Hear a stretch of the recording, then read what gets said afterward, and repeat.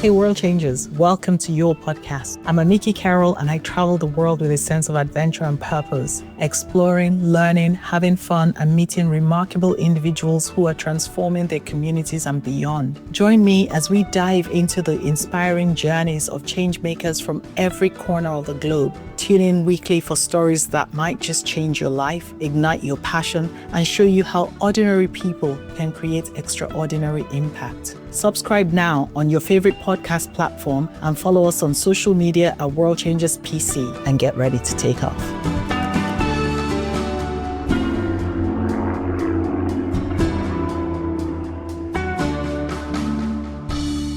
Welcome, everyone. Really lovely to be here in Côte d'Ivoire, in Abidjan, and to meet you, all three of you. MJ, I know really, really well because we worked together. You were just a star performer at Money for You, and it broke our hearts when you relocated. Really pleased, of course. You carried on being a world changer. You gathered a couple of other world changers. No surprises there. So can I just start by asking you guys to introduce yourselves, like who you are, a little bit about your background, and then what you do, your work that impacts people. So ladies first, I'll come to you first, MJ. Okay. So my name is Marie-Josée Abbet, and I have a background in international finance. So what I do is that I used to work for a fintech where we were designing suitable financial services for people who don't have access to financial services. So we're going to remote places to meet people and encourage them to use the digital services we could offer to them. I love that. I really like that. And I'm going to come back to why it's so important to make sure that everyone has access to financial services. So let's hold that thought because, as you know, that fits in very nicely to what we do. So can I come to you? Of course. So my name is Lou.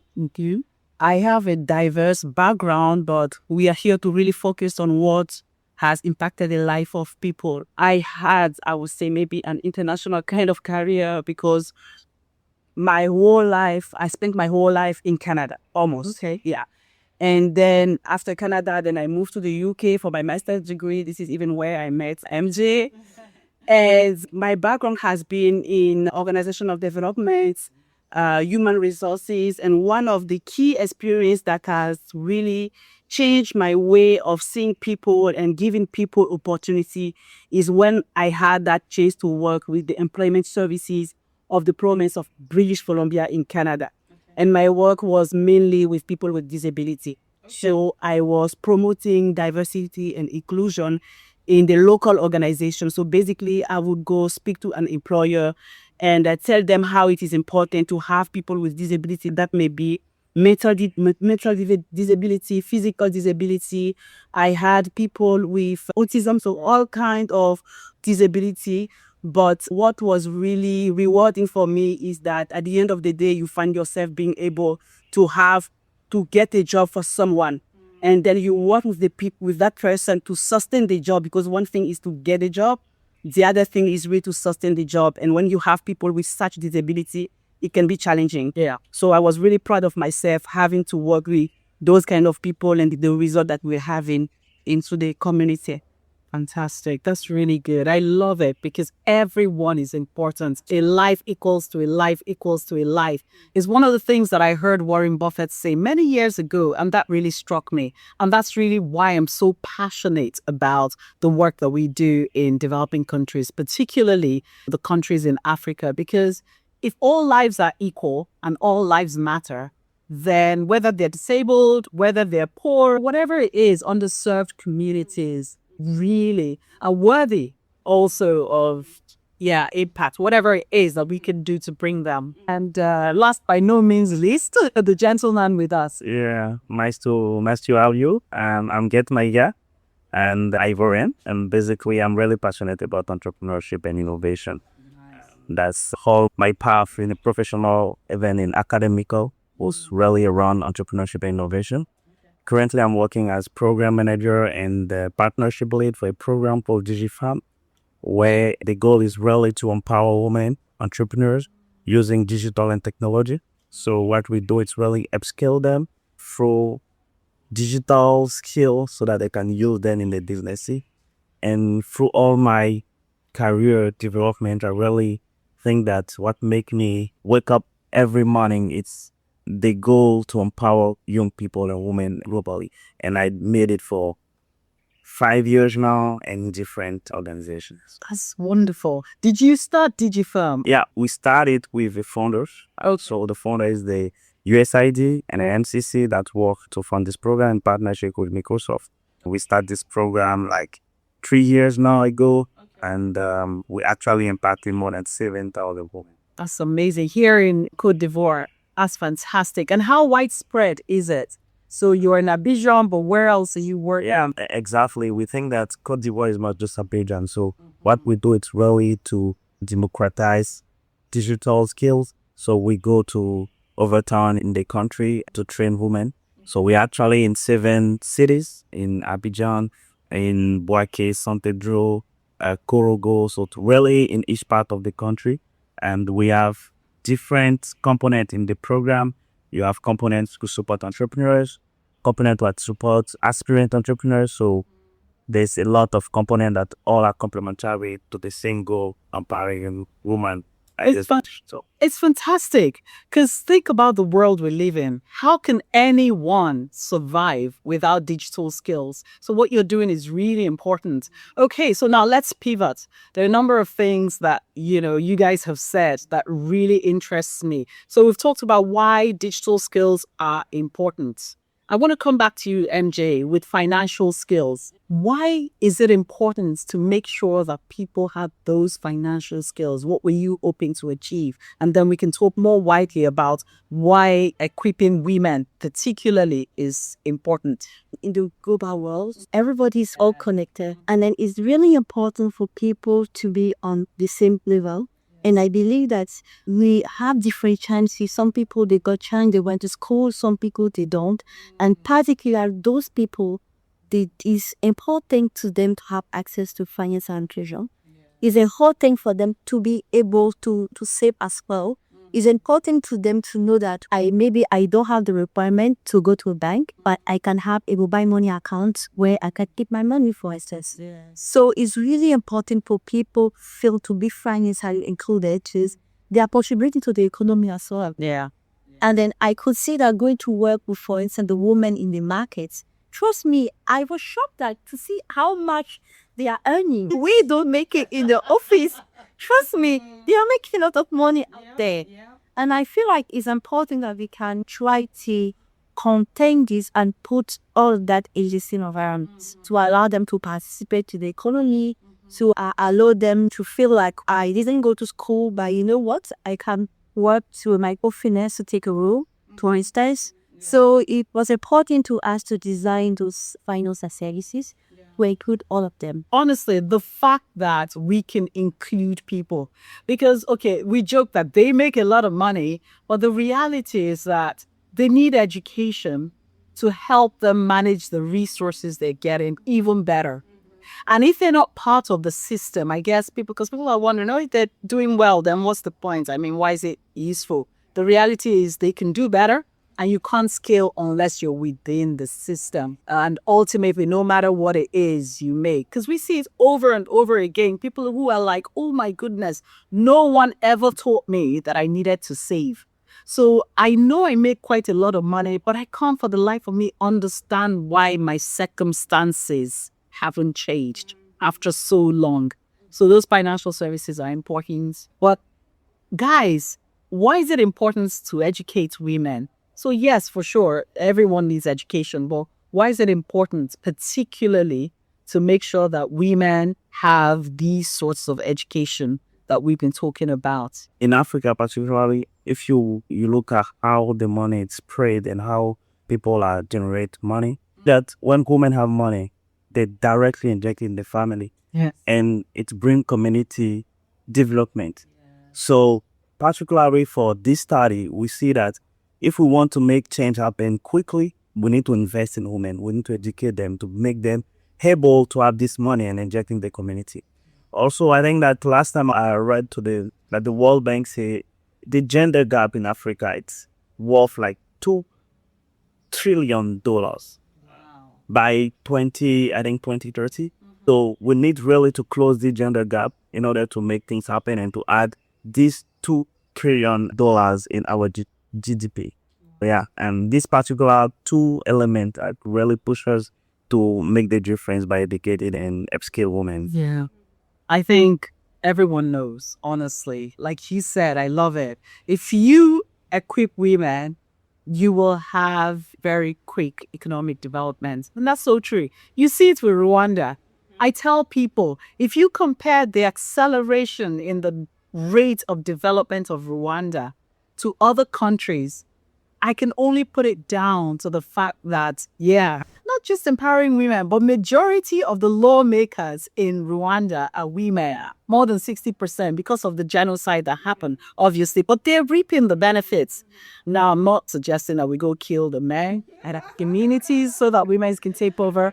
But honestly, any wise government leadership will really think about making sure that they can empower women to go make a difference. Okay, all right. Let's come down to Côte d'Ivoire and Abidjan. Yes. Just thinking about it, if somebody wanted to visit this country, what would you say would be some of the unique things about Abidjan that they shouldn't miss? All right. Why is it worth coming to? Oh, I think I'll pass these questions to them because I'm still also discovering. Because as I said, I just came back and I'm still. Yeah. That's something that maybe we can pick up on. They say, I mean, my background, even though I'm British and I live in the UK, my background is Nigerian. And they say that Nigeria's greatest assets and exports to the world is our brains. Too many of us leave the country. Too many Africans leave their respective countries. Maybe you can speak to why that is. And I'm really pleased that you went, but you came back. So tell us, what is it that motivated you to go and why did you choose to come back? Because you didn't have to. Yeah, I think most of us, we live, especially at the time when I was living, we didn't have that education system that will give you the feeling that I am learning the right way. Compared to what is given to you abroad. When you go to the schools, the way the teaching is given, the way, you can even address to your teacher or to your professor, the way, the technology that is put in place for you to have the right way of learning. And so most of the time, I think it is the system that makes people go. But one thing I always bear in mind is that you always feel a stranger no matter how many years you've spent outside. True word. And so at some point, you really want to come back. I was feeling it. I felt like this was the time for me to come back. But then you have to be prepared. It's a plan that you have to do before even coming back. Although I have that background in organizational development and human resources and all of that, when I came back, I'm now managing my own business. So I'm a consultant in change management and all of that. So change management will actually come and target all those situations coming to diversity and inclusion, people with disability, women inclusion, even religion, right? Because again, at some places, people are still not really willing to include, for example, Muslim. I've been in a recruitment process where I had a lady, she was brilliant, she was good, she came on the top of my list at the end of the recruitment process, but my manager didn't want to take her simply because she was wearing the scarf. And this is where you really need to educate our leaders, our managers, about why it is important to include everyone. Yeah. When you go to the West countries, diversity and inclusion will not be that keen on why we should include people from Muslim background and all of that. Maybe we will see more of people disabled physically, mentally, and all of that. But when you come into our environment, it is still, people will not show it, but it is subtle and we still need to address it. So if you are then abroad and you have all that knowledge, you've studied, you are brilliant, at some point you need to come back and then contribute to that development, to that inclusion. And nowadays, even when I came back, when I talk about organizational change, it's still abstract to people. What is she talking about? What is change and change? She's talking about change. So I'm now really trying to make it known for people to have those basic knowledge of what change is. And change is not only me working with an organization to have them change their way of working, but change is also the way I even live with my neighbor. Change is even the way I accept everyone with their beliefs. Yeah, so at some point you just have to come back, and I felt that desire to come back and contribute to my country and to my continent. It's fantastic. I believe there's a lot to do. I agree with you. I feel more useful here than when I was there. Okay. Okay. All right. Yeah. That's that. We hear you. We hear you. That's really good. I love what you're doing because you're right. It's the things that we have in common. It's being able to include people and making them not feel like they're outsiders. That's likely to reduce conflict, isn't it? Yeah. Yeah, viewers, this is one of the main things of why you should come to Abidjan. They are warm. And they are welcoming as Ivorian. Like you see here a lot of different nationality. People are really comfortable. We are really warm. We are really fun. We are really interested. Easy. Just people will be so open to you. Be ready to help you with anything, especially when you know that you are a foreigner. Yeah. I love that. I can testify to that because we went out last night and people were very warm and they were very fun. And I can tell you what happens in Abidjan. Okay? And I went, would you like to tell anyone why they should visit Abidjan? What is there to do? What's there to see? Exactly. And that's like, I think that this is also part of how the country is constituted. We have like more than 60 ethnic groups in the country. Nice. And we have to live together. So we learn since you born that you really need to live with people, understand the beliefs and all that stuff. So that make the life in Abidjan really warm. And we have this community spirit that everywhere in Côte d'Ivoire you can see. The key word here is hospitality, and we can translate it. I think you'll see Akwaaba a lot in the city, and it's welcome in English. So the key word is welcome. So you can see how we are ready to welcome people and to live with them. West Africa, we had everything here. The food are amazing. Any kind of food you want. It was nice, I have to say. Nice. If you like to have fun, you can go to wherever you want to go. You always see a place that, there's parties all over the city. We have wonderful dishes. In fact, we are then to the beach. Wonderful dishes, and then, yeah. And if I can add, a part of this fun part, we are also a really economical country, actually, stable for like 15 to 16 years old now, with a really big growth when it's come to economic growth. If you want to do businesses as well, this is the place to be.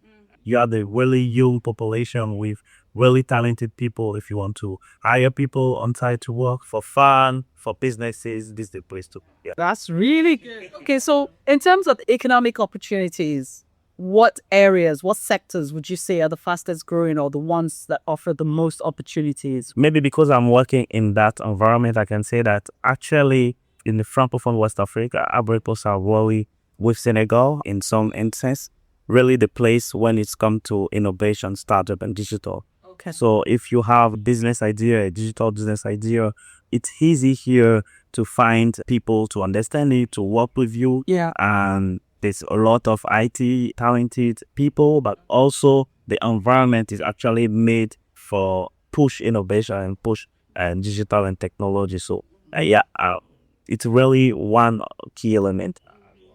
This is Sam's going. You had a lot of incubators. Yeah.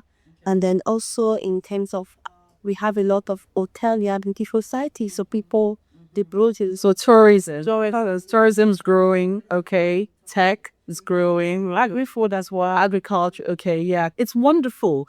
The land is very rich from what I've seen so far.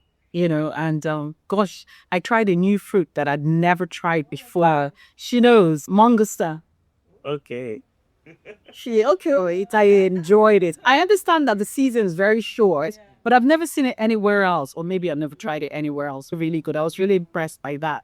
Guys, look, thank you so much for joining me. It's been a real pleasure being here in Abidjan, Côte d'Ivoire, which is in West Africa, chatting to you guys, meeting world changers. So not just coming to the country, but meeting people who are making a difference. How can people find you and what would you like them to know? One last thing. I would like people to understand that this is the time for us to really contribute to the success of our environment.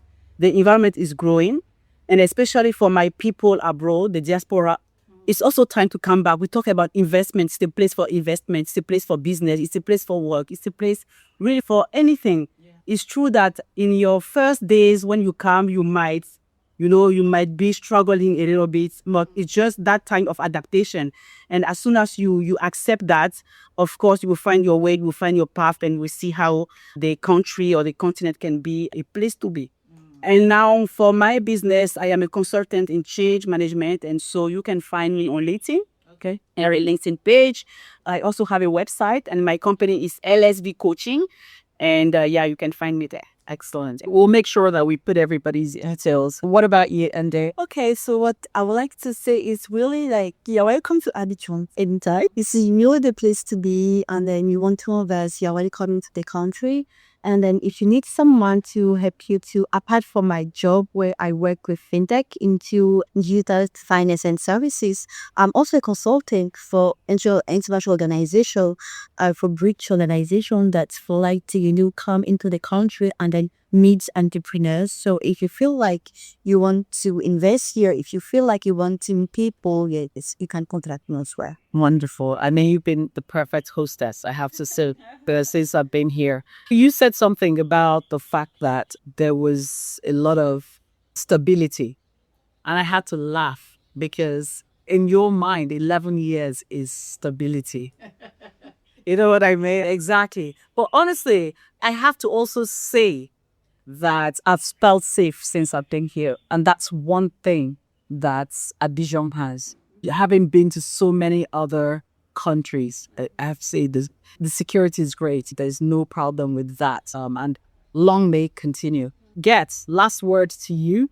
Okay. Thank you very much. I'm working. I have several hats, but I think that I actually following a path to be an education advocate, because I think that, as we said, we really need educating people in order to make change. If you want to find a way to invest in Africa and in education particularly, even if it's in digital skills, green skills, you can contact me. And I think that even if it's not here, you guys that are watching us, you can think about how we can contribute to better education in your community as well. Wonderful. I love it. So this is the end of the podcast. Thank you so much for joining us. Just before we go, I cried a couple of days ago, and something struck me. The person I was interviewing kept cracking her knuckles. And I realized, it's so bad. I used to see that a lot in Nigeria. Do you guys crack knuckles here? Yeah. Yeah. Always. So let's do a knuckle cracking competition. Mine's up. Oh, goodness. That's very good. Okay, all right. So I don't know what it does. It's a way of dealing with stress as well for two people. Okay, well, if you've never cracked your knuckles, you just show me how. So really you're stressed, but whatever you do, try and come to our vision. Thank you, everyone. Thank you so much for joining me on today's episode of World Changers Podcast. I hope you're feeling as inspired as I am by today's conversation. Remember, the power to create changes within each of us. If you were inspired by today's episode, don't forget to subscribe, share it with a friend, and leave us a review. It really helps to spread the word and inspire even more world changers. And be sure to follow us on social media at World Changers PC for updates, behind the scenes content, and more inspiring stories. Until next time, keep exploring, keep making a difference, and remember, you can be a world changer.